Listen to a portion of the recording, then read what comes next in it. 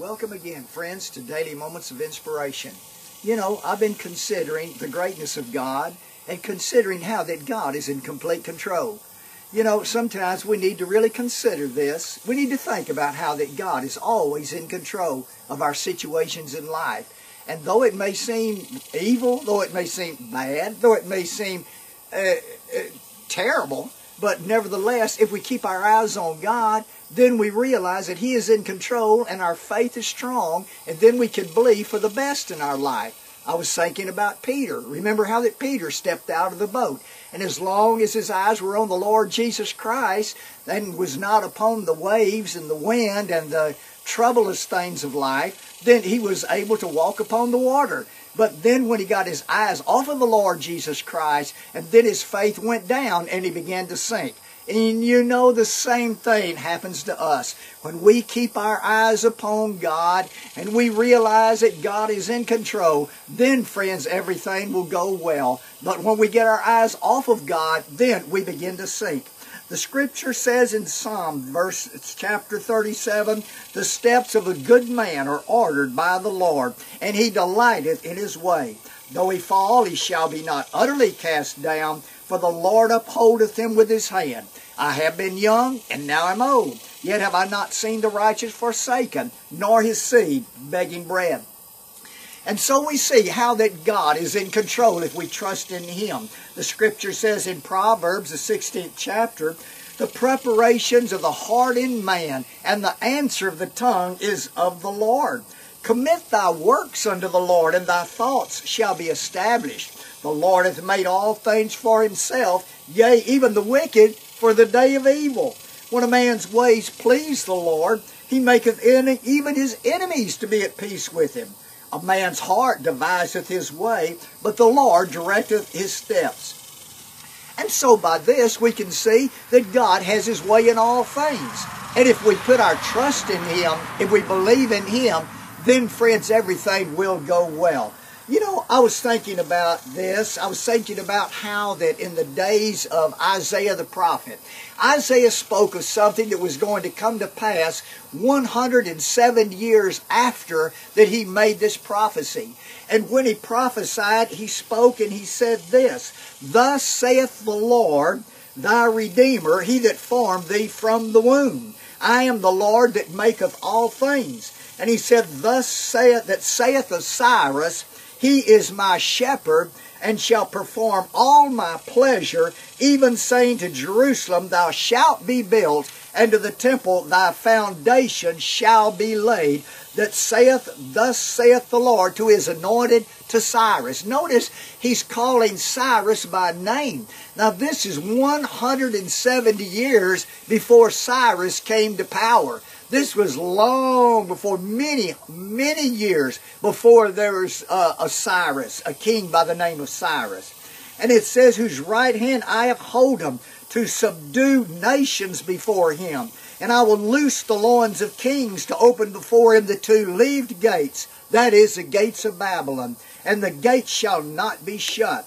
And he says, "And I will give thee," speaking to Cyrus, "I will give thee the treasures of darkness, that thou mayest know that I, the Lord, which called thee by thy name, am the God of Israel." And he says, "I have even called thee by thy name. I have surnamed thee, though thou hast not known me. I form the light, and I create darkness. I make peace, and I create evil. I, the Lord, do all these things, and I will direct all his ways," speaking of Cyrus, "and he shall build my city, and he shall let go my captives." Now, we see that this happened. This prophecy came 170 years before Cyrus came into Babylon, before he overthrew the Babylonian Empire, because Cyrus was the Persian. And we find out that the Persian Empire overthrew the Babylonian Empire. Now, look at this. Over in Chronicles, the Chronicles of the Kings of Israel, it says, "Now in the first year of Cyrus, king of Persia, that the word of the Lord spoken by the mouth of Jeremiah the prophet might be accomplished, the Lord stirred up the spirit of Cyrus, king of Persia, that he made a proclamation throughout all his kingdom, and put it also in writing, saying, Thus saith Cyrus, king of Persia, All the kingdoms of the earth hath the Lord God of heaven given me, and he hath charged me to build him a house in Jerusalem, which is in Judah. Who is there among you of all his people? The Lord his God be with him, and let him go up. And so we see here that 170 years later, then God raised up Cyrus the Persian to overthrow the Babylonian Empire. He called him by name before he was ever born. What I'm saying is that God is in control. He controls all things.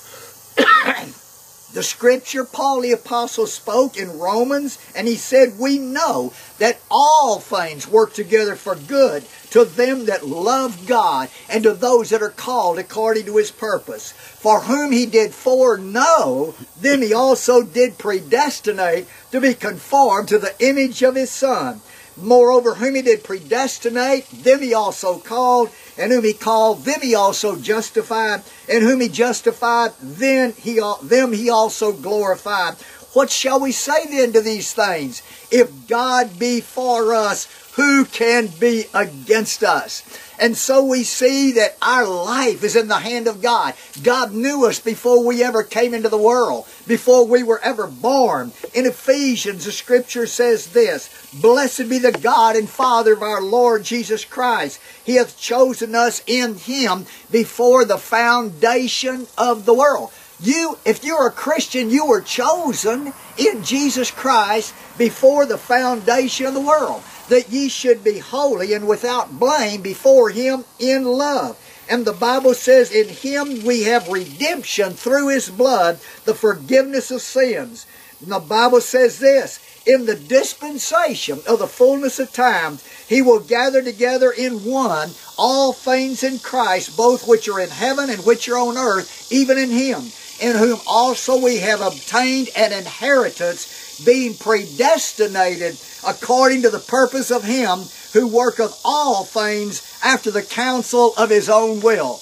And we see that God is in control. God is in charge. Get your eyes on the Lord Jesus Christ. Remember, God will take the evil and he'll make of the evil something good to come out in favor of the children of God. In the very beginning of the world, the Bible speaks about how that Satan came into the garden and Satan tempted and deceived Eve. And then the Bible speaks about how that man fell. And we think about that.